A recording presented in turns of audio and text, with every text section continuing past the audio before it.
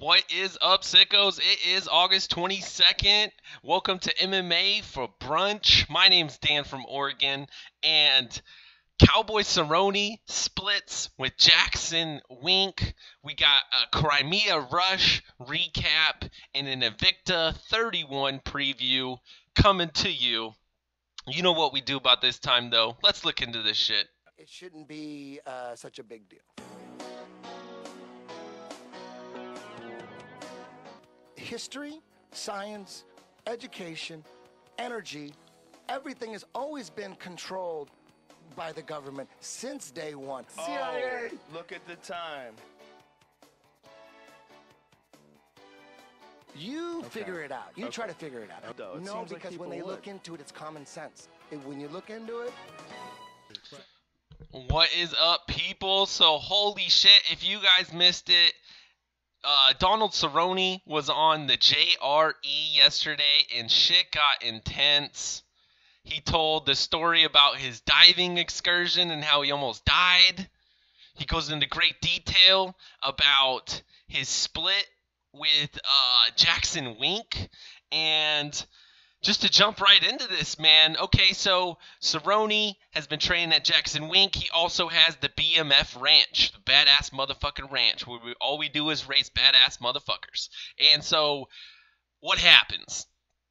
Mike Perry comes in. Mike Perry starts training. He's taking the sport serious. Great for you. And next thing you know, Cerrone's good friends with his head coach. So next thing you know, here's Perry coming out shooting. Here's Perry going out on the boat with Cerrone. All that good shit. Boom. What does Perry think of all this? Perry thinks, man, look at this guy. This guy's got everything that I want. He's got the boat. He's got the house. He's got everything. I want all that shit. And so he thinks I can make some notoriety off of Cerrone. And so what else? The whole Perry, Gaethje, Vic situation where those guys were fumbling for opponents. Cowboy threw his name out there. You know, what about me? I'll go in there and make some money. So Perry thinks it's okay to call out Cerrone after that. Well, next thing that we know, boom, freaking, okay, Cerrone gets asked to fight Mike Perry. He gets the call. You want to fight Perry? He's like, whoa, okay, yeah, let's call the coach. Calls up the coach. Coach is like, let's look into this shit. Next thing we know, apparently, since the massive expansion that they did, Jackson Wink expanded facilities, they got dorms and all this shit. Cerrone, quote unquote, he calls it a puppy mill. This isn't of animal that you raise for yourself that you're gonna love. This is a puppy mill, man. You just raise them and spit them out. Boom. Okay. And so Jackson Wink tells Cerrone, hey, you know what? You've got the BMF thing going on. Perry's over here paying us massive amounts of money. I don't know if he's staying in the dorms. He's paying all the fees, all that great shit. And apparently Winklejohn is running Jackson Wink now. Jackson has stepped aside a little bit. Jackson is Cowboy's man. That's his guy. That's who he pays. He doesn't pay Winklejohn. Even though he only trained with Jackson 2 times last fight or some shit, he still cut him the check because he's loyal. That's what he thinks about this, okay? Well, Winklejohn and the team decides that Mike Perry, they're going to corner Mike Perry against Cerrone. Cerrone, you've got your ranch. You're not paying as much. Maybe they see more of an upside in Perry's career. I don't know. Winklejohn decides, though, you ain't coming back. Cerrone loses it. He loses it. He's like, all right, dude, I've been there longer than anybody. There's only one person that's been there longer. That's Diego Sanchez. What the fuck? And he's just talking about the puppy mill. Things are changing. The guys aren't there. And, man, you could hate on Cerrone all you want. You could take Jackson Winklejohn's side all you want. Think he's crazy. Think he's just turning into some crazy guy on hallucinogens, taking too much DMT and mushrooms. Go watch the episode if you know what the fuck I'm talking about. Or you could take into account Rashad Evans' story as well, and Rashad told you the exact same thing. Rashad told you they aren't loyal, they just want the money. What the fuck? go listen to Rashad Evans with his split when he made the split with Jackson Wink because John Jones. And he wasn't very happy about that shit, man. What up, Drunk, Fight Nights Picks, BLT, J Smooth, Pulse, and J4. Thank you all for coming in. And so, man, I don't know, man. I think this got a little bit of legs to it. I don't know if you guys watched it. I don't know if you have heard the Rashad interviews that are out there. I would definitely seek them out and then make your own decision regarding all of this. But Jackson Wink, Cerrone, they're split. They're done. People, I think Diego even attacked him on social media. I don't know what the fuck's going on. Cerrone seems to be seeing pretty clearly, though, man. His microdosing of mushrooms, I think, is a great thing. And let's talk about Cerrone's DMT trips. The first one was crazy. He's all lit up all over his body when he got some out-of-body experience. His head's light. Every injury's all bright. And he's wondering what that means. I don't know, Cerrone. Maybe it's all your injuries that they wanted you to just take a full account of. And number 2 DM trip that he had was he fell into the blackness and he kept trying to crawl to the keyhole, dude. I don't know. I feel like that DMT trip happened before his diving experience. Or, I'm sorry, after the diving experience. Because I feel like, number 1, it's a whole... His DMT trip it's your career, it's your body, you know, taking account of yourself. And then the second trip was him trying to get out of that cave, dude. Cerrone is still way fucked up from that diving experience in that cave. And apparently Rogan had to re-upload it. He had to cut a little bit of parts out. Cerrone said some things about Singapore. You don't want in there. Some other things. So regardless, man, go watch it specifically for the cave diving story. Holy shit, that shit got real. That shit got nuts. I don't know what to tell you, man. It was crazy. It will have you palm sweaty, just watching this shit. Cerrone, man, what a great storyteller. Holy shit. Insane storyteller. What else we got in the news? Before we get to our guest today, Cage Side Submissions is going to join us for that Invicta 31 preview. Oh, what the heck? Okay, let's go into here. Let's make this smaller. Okay, hold on one moment. So Chuck Liddell versus Tito 3 is scheduled. It will take place November 24th at the Forum in Inglewood, California, per Oscar De La Hoya. And so, man, Andy Foster freaking okayed this fight.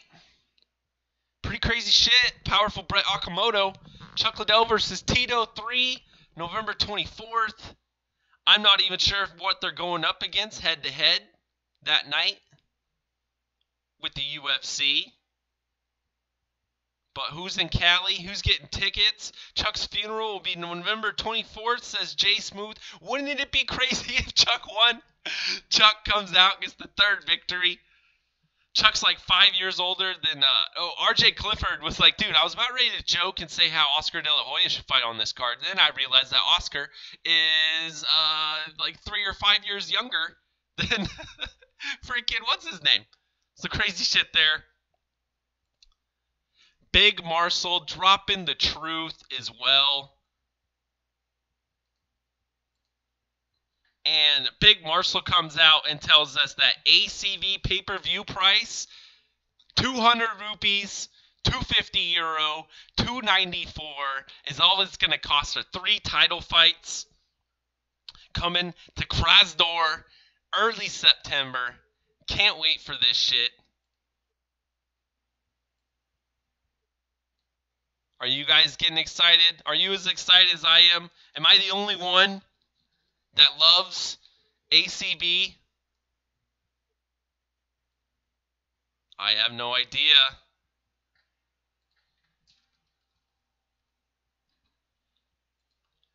But ACB, you're doing it right, dude. $250 for the amount of Fight Pass. I could buy 4 ACB cards. I think they did right here, man. Number one, got to charge a little bit to recoup that streaming costs and just the cost to put on the promotion. And number two, $250. If you're not going to shell out $250 out of your wallet for this, even though we're streaming $65 pay-per-views from UFC, we're streaming everything left and right, you can't afford $250. I question you. I question you deeply. ACB's running low on the dictator money, so we need to pitch in. Let's make it happen. We need to keep these Russian promotions going. And for $250, that is so cheap. I paid $10, $8, $15 for these crazy little Russian ones that maybe I wasn't exactly getting my money's worth. ESPN Plus is coming in at $5, getting your money's worth. DAZN, at least when there's boxing that month, maybe you're getting your money's worth for $10. But ACB, a whole card, only $250. That's like fucking less than a coffee. If you sick fucks can't put down a beer, put down a coffee to afford an ACB, I don't know what to tell you. What else we got? Oh, shit.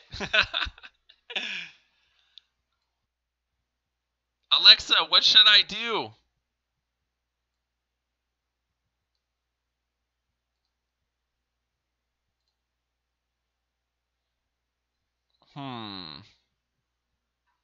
Grab his dick and twist it. That's what you should do. Guys, someone had posted this wrestling sculpture, which is Hercules and Bemodes, or something very similar to that. These guys wrestling, and look at that sculpture right there. Obviously, he's grabbing his dick and twisting it. And holy shit, was this shit not all of the rage across the Twitterverse? This guy coming out here, I don't know what event or who had got this captured on video. But this guy, we've all seen this guy, right? Dave Madden posted it, and then Zombie Prophet picked it up as well.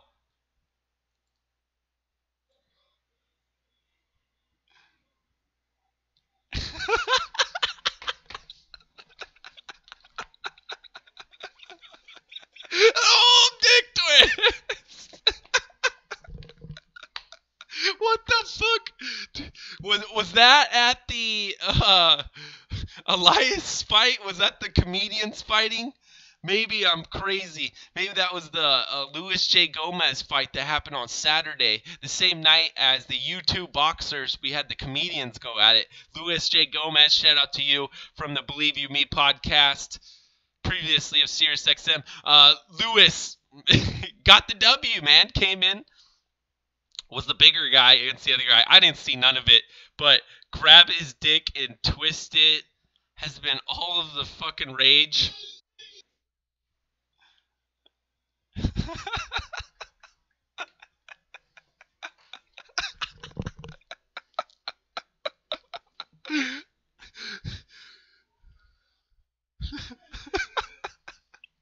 The old dick twist. Dude, if someone says it's all in the wrist, it's all in the wrist, man. Ah!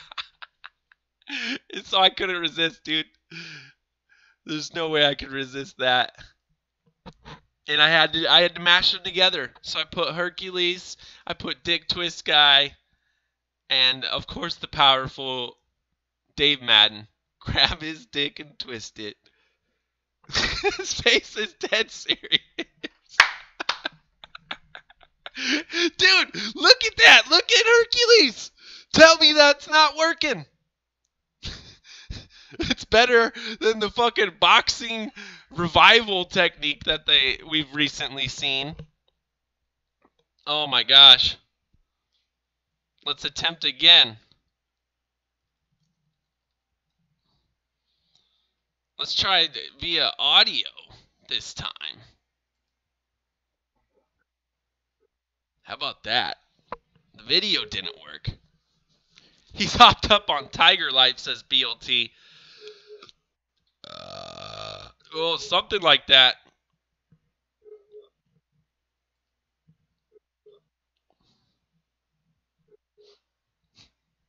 And oh my God, Desmond Madden dropping some shit over here. MMA fans, there's a pretty high chance Habib smashes Conor.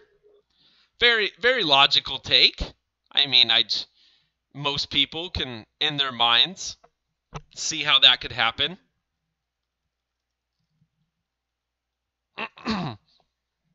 But here are the Conor fans. And so what does the Conor fans got to say about that? Habib has a pretty high chance of smashing Conor.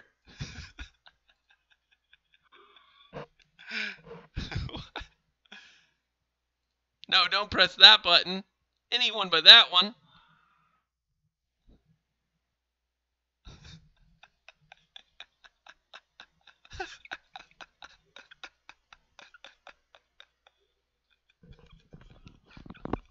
You cannot talk to these people. Conor fans are so delusional. Are you guys getting that audio? Is that audio coming through? Oh, no. All right, we got to go back to the dick twist guy because you didn't hear it, apparently. Let's get the audio. Here you go.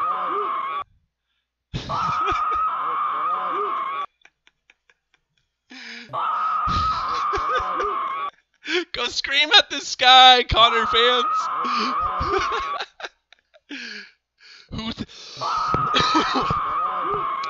Let me know if you're down for post UFC 219. All the crazy Conor fans, if he gets smashed, that they should go scream at the sky come Sunday. Or maybe just Saturday night. Saturday night, any Habib fan out there, if you catch Conor fans screaming at the sky, or vice versa, you catch the Habib fans screaming, you let me know. All right, hold up real quick. Back to this one. Grab his dick and twist it. Apparently you guys didn't hear any of that. Dick and twist it! Oh my God, dude, this is an MMA fight, dude. You Too much. twist that! Twist that dick! Oh, come on. That dick! Twist his dick! Twist his dick! Twist his dick. All right, you guys, just go check out Dave Madden. Get the... Oh my God. Oh, dick! Twist! Holy shit. Okay, real quick. Let's see if I can get this going. Okay. Let's go into Hangouts. See if we can send an invitation to our man. You guys keep watching that replay of the dick twist. You know what we need to do, though? Need to refresh it. Too much going on at once.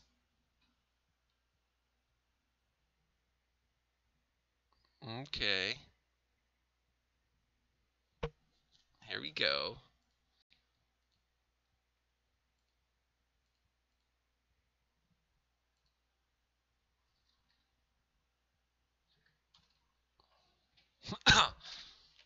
Let's try that.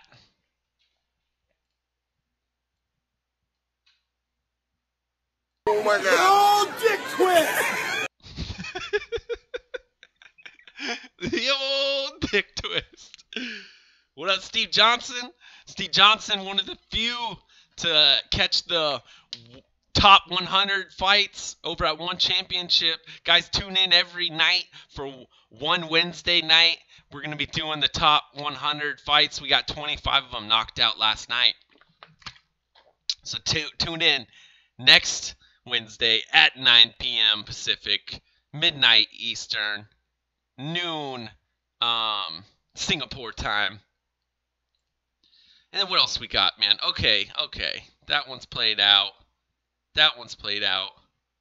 We got some highlights we can get to.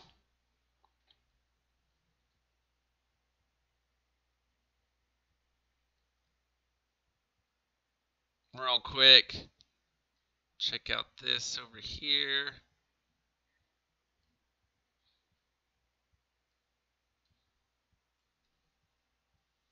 Boom. If at first you don't succeed, dust yourself off and try it again. All right. Carlo. Oh, shit. Oh, shit. I hear some ringing. The bells are ringing.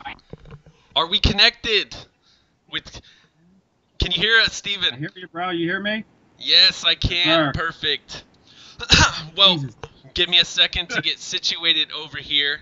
I'm gonna show showing the replay for Crimea, Russia. They had a card yesterday over there, and this young guy improved to 8-0, Carlo Caput.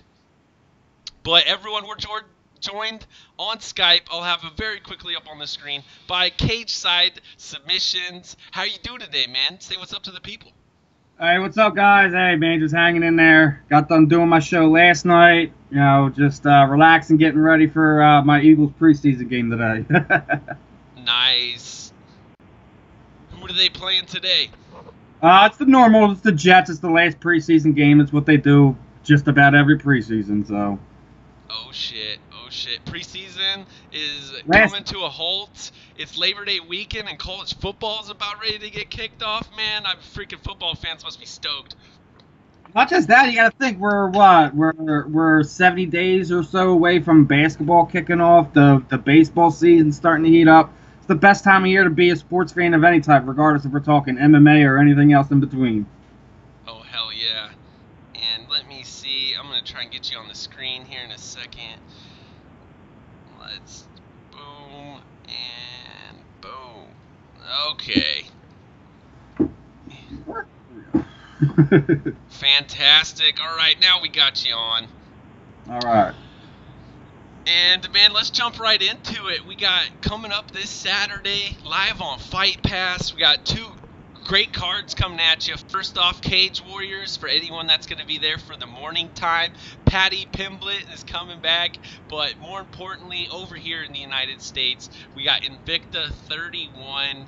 And this is coming from the Scottish Rite Temple, like it usually is out here for Invicta. And what do we got? We got the Atom Weight Championship. Or is this the straw weight? Nope, yeah, the straw weights are going to be going at it for the main event over here. What are you thinking of this card?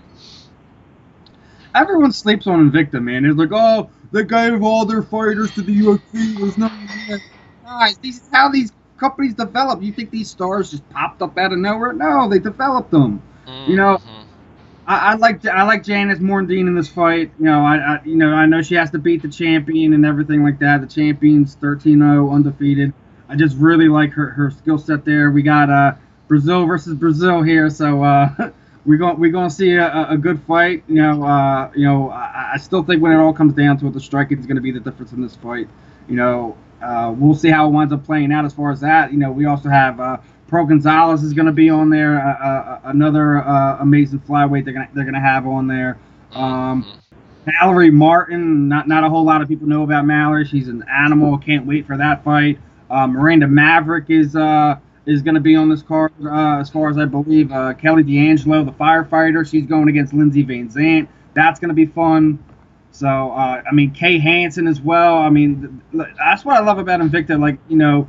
You can go up and down the card. You may not know everyone on the entire event, but you can pick out, like, oh, this girl has a nice skill set. I'm looking forward to seeing how she develops. So we'll see how it winds up playing out. But, like, listen, man, they always come to bang. They always deliver. These cards are always action-packed. Even, your split decisions, your unanimous decisions, it's always exciting to fight. I don't know how to explain it. It's just the way it works with Invicta. I don't know what to tell you.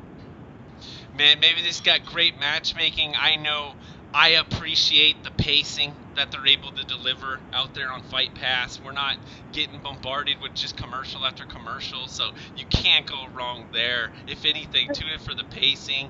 You know, you don't know the names, but just tune in for the action, man. Yeah, we got some flyweight contests, even a featherweight bout to start it all off with Audrey Chu and Holly Salazar. Never heard of these ladies, but I'm gonna be tuning in to watch them throw down, man. Yeah, you got the West Coast versus the Southwest on that one. You need more featherweights, is what everyone's kind of clamoring for. We need featherweights. You know, Ultimate Fighter debuted last night. Did you watch it? Because I know a lot of people weren't. Oh wait, the Ultimate Fighter debuted last night. They didn't even promote it. We all know why they're not promoting it. It's because it's the last year that they're going to be on this network. They're going to be rolling over to ESPN.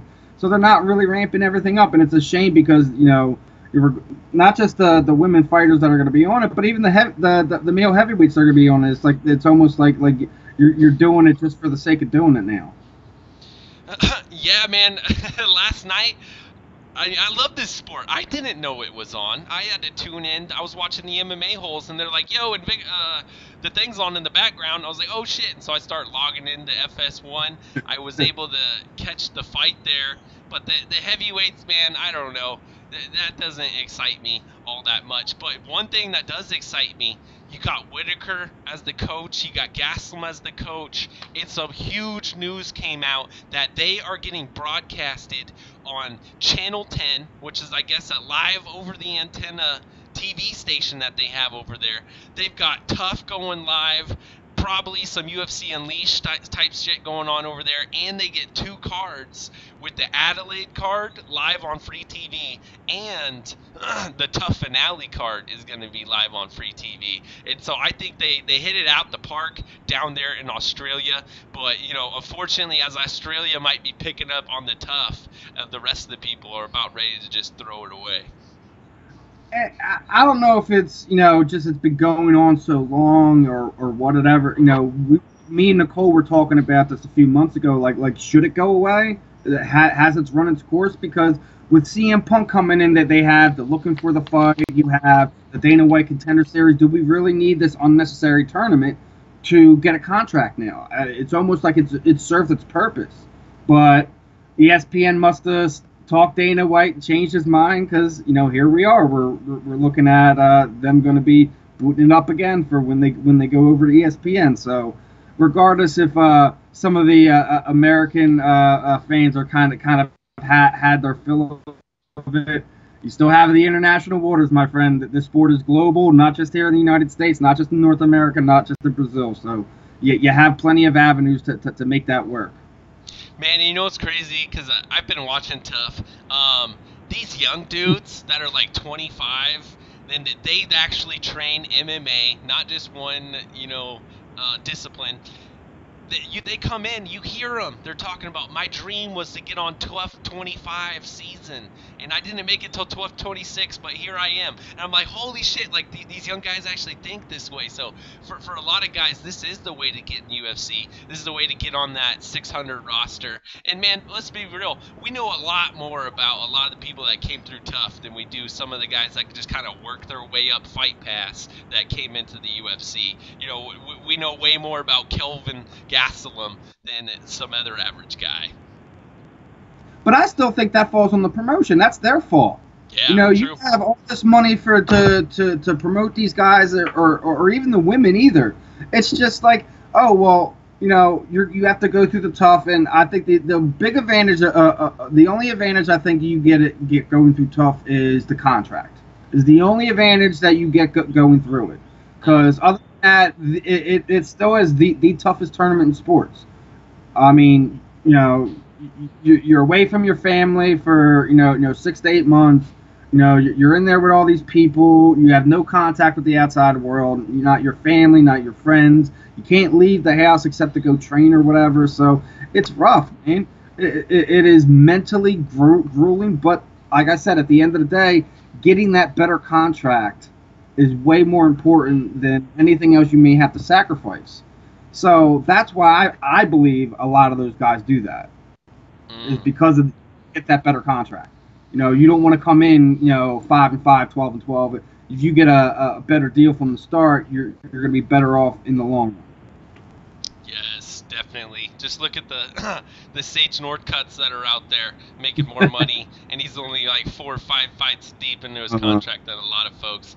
Oh, but he's so popular. I mean, I get it. Like he fits that mold. I get it. But dude, got to stop pushing these guys that don't deserve it. Mm-hmm. And gals. Like, regardless if we're talking, champions or prospects or whatever, some guys just, they have a right to be upset. It's just, I guess it's the way the sport has been molded as it's grown over the past 10 years or so. Doesn't mean any of us have to like it. It's, we argue about this, that, and the third. The other thing we also have to remember, this sport is still so young. Can you imagine the NFL being this big 25 years into existence? No, you can't. This is kind of uncharted waters for them. They're going to make mistakes. They're going to stumble. They're going to fall, regardless if we're talking about the UFC, Bellator, or anything indifferent. I think we can hope moving forward is that the overall situation gets better for the fighters' stance. I do hope that Leslie Smith and Project Spearhead is successful with the fighters' union, and I would like to see it kind of based somewhat around what the NBA's CBA is. But that's another argument for another day. So just to be clear, so we're completely clear, a CBA is an association compared to a union is something different in terms of how I understand it. A CBA is your collective bargaining agreement. It's what the bulk of this case would be the MMA fighters would agree upon. Yeah. I think when it comes down to it at the end of the day, you still need to get some of these top-tier fighters to kind of, join the fight with them. It's not going to happen. You've lost those guys that would have done it. They've all gone over to Bellator. Randy Couture, Rampage Jackson. Remember, Rampage Jackson threw an absolute fit and wanted to see the numbers, the UFC's numbers. No one remembers this from back when he threw his little fit. I think it was after the Forrest fight when he did lose, and he just felt he was getting taken advantage of, and that's ultimately what led to him leaving the UFC and being a Bellator fighter now. So these are things that hopefully we see change moving forward. I don't want to see the UFC continue blacking their own eye every year after year with the same thing. It has to change. The sport has grown past what it was when it first started. As much as the UFC wants to hold on to those dollars for longer, the longer you hold on to it, the more fans you're going to push away. And I hope that this is not something that happens, but I fear it will. Man, it's terrible because they love to keep these guys young, broke, and hungry. That's their type of fighter that they want, man. And so as we move from one era to another, both of them are holding out for different reasons. I don't see how you can't look at it as a fighter and be like, yo, we all come together, we all get a pension and health care, just that bare minimum. I don't fucking know. Listen, it's not just that. Think about what these fighters accrue. All right. Let's say you have guys guys who travel around and do things to make sure they get the proper work. Look at Paul Felder. Paul Felder used to be right here in Philadelphia working with Daniel Gracie. As soon as he hooked up with Sucker Punch Management, they're like, listen, we know you're loyal to these guys or whatever, and they went and moved him over to Rufus. And he's looked like a totally different fighter since then. It's not anything against Daniel. It's sometimes you need to move out and do these things. So he has to go out there, go away from his family. He has to go and spend whatever for traveling. Then you have to remember each different athletic commission has different rules as far as things you need to do to be approved for that state. What you have to do in New York may be different in LA or Vegas or whatever. So these guys spend a lot of money. So these guys that are making 12 and 12, they're probably barely walking home with $2,000 after these fights are done, and it's rough. I'm not sitting there saying that each of these guys should be getting $50,000 a fight. I mean, it would be nice to sit there and have that discussion for them to be able to do that, have a flat rate like that. But this is just things need to change, and these guys need to be taken care of. Do you know how much some of these medicals cost that these fighters get? They have to get the eyes done. Some have to have some type of neurological testing before these fights. Each commission is different, and it costs these fighters. The promoters don't pay for it. The managers don't pay for it. It comes out of these fighters' pockets, and people don't really realize that and how much it hurts them having to sit there and have to fight with your promoter for money and have to fight with your promoter to get the promotion you need or the fight you want or get the placement you need on the card. It's rough, man. it's rough, and nothing's guaranteed in the sport for these guys, or the women for that fact. Man, yeah, welcome to combat sports. This is not just a problem in MMA, it's a problem in boxing. Dude over in boxing is only making $8,000. They're telling him he's on TV. He's not on TV. He wants his signed contract. They don't even give him a signed contract, so he walks out of the ring. You guys all saw it on Friday night. Make sure do the deep dive, though, and look into the whole story, because it's a lot bigger than what you just think. And that's not that this guy was scared of the other guy. It's that, hey, you're on fucking live TV here on Friday night, and you just got paid 8 G's. And like you said, man, did he walk home with $1,000 after that? After all the expenses? Maybe. But, man, what would you like to highlight on this card? I know Pearl Gonzalez, everyone, you know Pearl from the New York incident. She went over to Invicta. She got a W, and now she's back. She's in the flyweight division here, taking on that Brazilian. But, man, right before that, Shayna Young versus Lisa Spangler at bantamweight. Spangler, I don't know how I've heard this name, but she's coming from the Pac Northwest over here. Yes, sir. That's your neck of the woods, my friend. Yes. Your neck of the woods.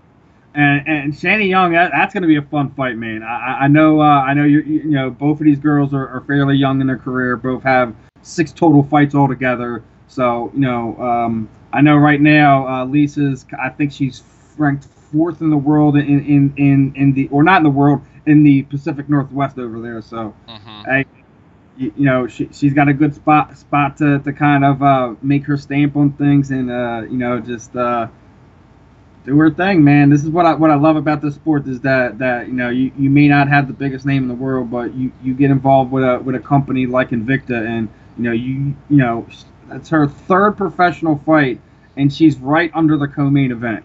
You couldn't ask for nothing better. And you were talking about pacing about Invicta. I'll go one further. Their production value dwarfs anything the UFC puts on Fight Pass. How they get involved with telling these ladies stories, the overall production of their walkout, everything like that. I mean, I'm not a big fan of TJ, but I always love Julie Kedzie. I don't know, maybe they can get better with the dancing, and maybe get a better in-cage person. Other than that, man, what can you really complain about what Invicta does on a general basis, period? Nothing. As far as I know it, they are the biggest draw to Fight Pass. They bring in the best ratings. And they're obviously the one that's, I believe, high up on the list where, man, maybe it could eventually get on the ESPN Plus or something like that, We don't exactly know what's going Fight Pass and what's going ESPN Plus as of yet, so I'm excited to see that in the future. I've been quietly hoping for some time that Invicta breaks away from Fight Pass and hooks up with Showtime or something to that effect. People tend to forget Shannon Knapp was a big part of Strikeforce, was a big part of a lot of the stuff that went on. The success that Scott Coker had was because of Shannon Knapp. She still has those connections over there at Showtime. I think it's about time that she uses it. And as much as she's been under the Zuffa wing or banner for quite some time, I think it's time for her to take her promotion to the next level. A lot of hardcore women's MMA fans have been clamoring for them to get away from that, and I support that. I definitely think they should look into another market. They are the draw on Fight Pass, and they would probably be a bigger draw with a bigger production value with somebody like HBO, like Showtime. Some bigger partners like that. I mean, look, you had Mark Taffet. He was this guy who was just sitting there and doing all the stuff for Showtime for the longest time. Now he's starting his own promotion with MMA Pro League, and he has the whole 24/7 crew with him. So if Showtime's losing people like that, if I'm Shannon Knapp, I'm swooping in there and getting my name in front of them just to get something out there, because I still think they're missing a part of the MMA world when it comes to Showtime, anyways.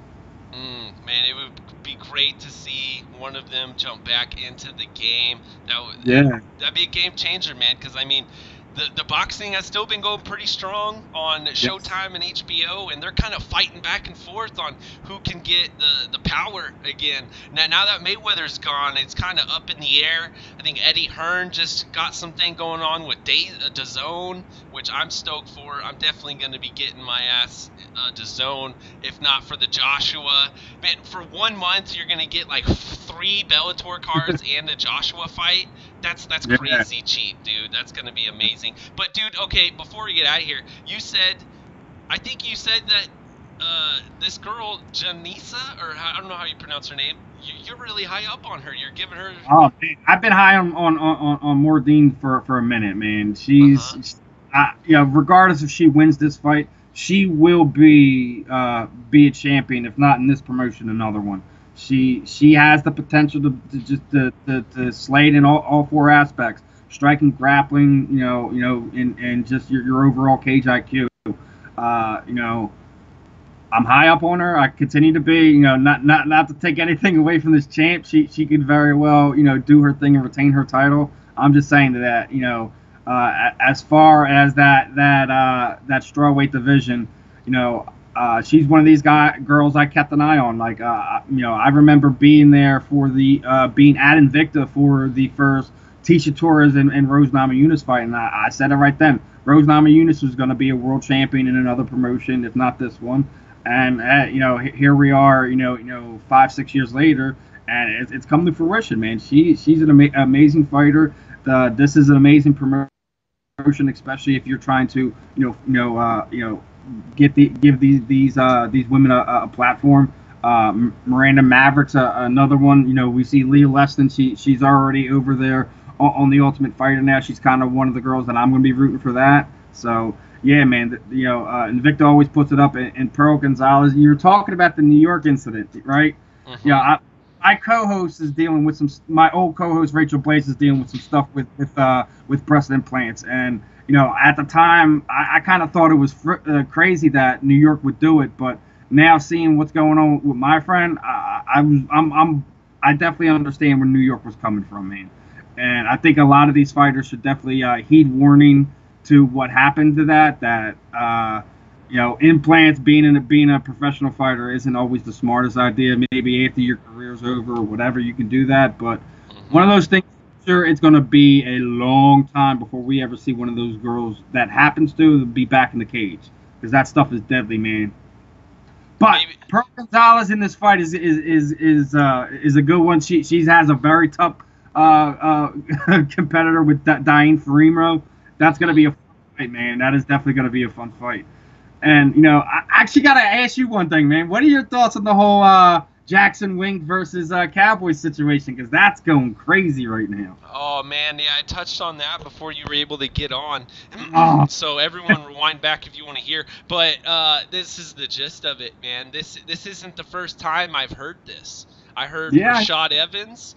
Rashad Evans spoke almost the exact same shit that Donald Cerrone was saying, with them not being loyal, them just choosing the guy. And they did a massive expansion down there, and they got brand new facility. It's huge. It's dorms and all this. And Joe's completely right, dude. There's high overhead.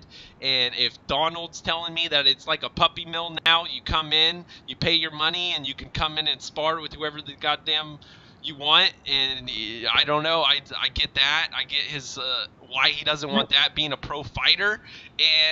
But with Jackson Wink, dude, you gotta understand what they're doing. They're making a lot of money off Perry. They probably see a lot of upside in Perry, and he doesn't exactly have his BMF ranch on the side like Cowboy does. So it's a crazy situation. Yeah, but here's the thing: sitting there saying that Donald is this anti team thing is crazy. Like, oh, he doesn't do anything to help anyone else. Well, I'm gonna go right back and bring up his name. What happened when Paul Felder first got to the UFC? Him, Jonathan Webb, Kyle Noak, all these guys went over there and helped him put that gym together and built the BMF ranch. Yep. And even guys that weren't even going or going to be in the UFC that were friends of Felder from Philly who would go over there. So if he was this anti-team, just me against the world thing, why didn't they say anything about it? Like, come on. I get, when things go bad and and things doesn't kind of go the way you want, and somebody who was your best friend just kind of isn't the same person he was. Well, when you change the relationship, you expect them to act the same. Mm-hmm. Like if you're sitting there putting out there, not just the young guys, but favoring other guys. Like, Diego says, I don't even remember the last time that Cowboy came and helped me. I'm like, Diego, you've been one of the most bipolar guys when it comes to that, as it is anyways. Jumping around from weight class to weight class, changing nicknames. Like I'm not sitting there trying to break down him as a person, but like I don't think he should be the one kind of speaking to defend for Wink. But I'm not sitting there saying that Cowboy's completely guilt-free in this situation. When things go bad, man. Rashad Evans kind of shined some light onto it initially, and I think Cowboy is just kind of putting the cherry on top of it. There's no gym that is perfect out there. There's going to come times, especially when you get big like that you're not going to be taking care of some of the guys that you used to, because this guy is now doing better, or this young guy is starting to make some vast improvements we need to concentrate on. So he went and did his own thing. So now he's the bad guy for doing his own thing because he wasn't getting the attention or love that he needed as a professional mixed martial arts from his gym. So he started his own thing. I do not get the hate over that. Okay, maybe he shouldn't have outed some of the things publicly or whatever, but hey, man, when has Donald Cerrone ever held his tongue about anything? This is just this is just one of many situations where you gotta love Donald, man. 100%. I don't have any disrespect towards Wink or Jackson as it is, but when you get big like that, things happen to fall apart, things fall through the crack, and you're going to wind up upsetting somebody. What they should have did is start bringing in more coaches besides Wink and Jackson, so they can kind of deal with the mass amount of fighters that they have in their gym. This is the problems that big gyms have. Yeah, man, I could think of a lot of people who maybe they're just the bigger guys, the heavyweights, but the guys are kind of leaving for ATT. I believe like Andre Arlovsky is over there now, and that's just one name that came to mind. And Cowboy says that he's not the only one. Karate Hottie has her own gym that she kind of made at home just so she can get her training in. But one of the biggest takeaways that I had was Donald Cerrone. He, like you said, he built the BMF ranch to help these young dudes out and whatnot, and he wants to continue that, and he wants to do kind of like the old Tap Out series on Fight Pass is potentially where he's thinking of taking it. I always thought that Cerrone should just have a fucking 24/7 of his life over all the crazy shit he does, dude. I would love to go rock climbing with Cerrone, to go wakeboarding with Cerrone, to go cave diving with Cerrone. So maybe they can mix them together, kind of like that Looking for a Fight. They kind of took the food and travel angle and everything with it too. So I don't know. I'm excited. A Cowboy Cerrone on Fight Pass. Take my money. I would love something like that, man. Yeah, I think he's one of these guys that you can. He may have not have been the world champion in the UFC, but he's arguably the most active, the most exciting. Win, lose, or draw. He's one of these guys that puts you on the edge of your seat. And yes, you're right. What he does outside of the cage also is equally exciting. I think it makes for good production TV, regardless if it's on Fight Pass or anything else. But man, this is one of the things you got to love about this man. It's just he's kind of bringing that old feel back to it, like you said, like the old Tap Out series. He's doing some type of Contender Series type thing. If you can find a way to kind of bring another aspect into and not just have it situated for these guys to go to the UFC, just to give them a platform where they can showcase their skills on this. And if they go to the UFC, if they go to Bellator, or they're one of these guys who are an international, they wind up being Cage Warriors, whatever. I think you should have more opportunities for fighters like that, because it's hard for these guys to get discovered anymore, man. You can only do so many YouTube video clips of training and whatever. You actually need to do a fight and get in front of these large audiences with some of the stuff that is going to these bigger promotions. Definitely. I would love to see just more in the MMA sphere, and Donald Cerrone, that's a knockout of the park for anybody if you're going to put on a show. Man, yeah. It's crazy, though, man, just hearing his mentality, because Cerrone was always the company guy. Get in there and get me paid. This is what I love to do. And next thing you know, he's part of the MMAAA or whatever that one was for a second.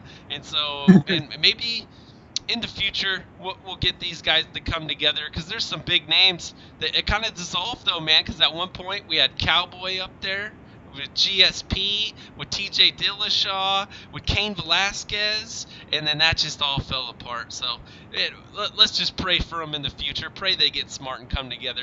I'm sick of watching you guys get shafted and get like 10% of the revenue or less, man, while the promotion walks away with all of it. Man, I kind of want to, on that note, man, just think of Conor McGregor, Floyd Mayweather on the stage. This is the only time I'm going to mention it. And Floyd Mayweather goes, "Hey, Dana White, me and you getting paid. Me and you got the money, right, bro?" And that really got to Conor McGregor. If anything got to him, that Floyd said, I think that was one of it. And I think maybe it will take a guy like Conor to make it actually happen. But, dude, with the shit I'm seeing lately, 2 YouTube stars going out charging $10 and selling $800,000 pay-per-views, you telling me Conor doesn't fight out his contract, get McGregor Productions going or whatever the hell he's got, form a deal with YouTube, charge like $20, and he can't sell 1 million pay-per-view buys? I think you're out of your goddamn mind. I think he could do that all day long. If I'm Conor McGregor, I do exactly what you say. I fight out my contract and I go somewhere else. I mean, YouTube. I mean, it don't matter where he goes. He can start his own production company. And that's, he's at the point now, man, where, he has to go in there, get this belt back, defend it a couple times, regardless if he leaves after that or not. He has to solidify his legacy now. He has to. As of right now, I think a lot of people. Habib win does it. That solidifies the legacy. That essentially is your defense, even though it's not. There's a title defense that you never got. There's your wrestler that you never got. And you take out the guy who's 26-0. Dude, I'm high on Habib. I think Habib smashes. That's what I'm going. That's the easy pick, though. So people that are out there picking Conor that really mean it and can throw some X's and O's at me, then all the respect in the world. But I think Habib smashes him. I think I don't know. I think people are going to be screaming at the sky the next day afterwards after freaking Habib smashes him. Where's my Scream at the Sky post I got out here? So, here's my take on it, man. Conor is an amazing striker. His big thing is being able to close in that distance and get out of striking range. Khabib has never fought a striker like him and has serious holes in the striking defense.